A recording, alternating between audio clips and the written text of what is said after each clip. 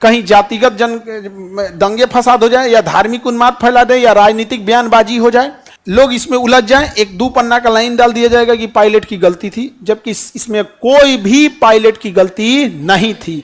जब उसका RAM air जो रैट होता है, रैम एयर टरबाइन, वो तभी खुलता है जब इंजन इसका रिपोर्ट नहीं जारी करने देगा सब, क्योंकि बोइंग कंपनी को लाखों फायदा हो रहा है, बोइंग कंपनी को लाखों फायदा हो रहा है। अब आप बताइए, जो एगो जहाज बेचता होगा 2000 करोड़ में, कितना बेचता होगा 2000 करोड़ में, उसको पता है कि भैया भारत में तो 10 करोड़ किसी को खिया देंगे तो बाप बदल देगा, रिपोर्ट बदलने की तो बात छोड़िए।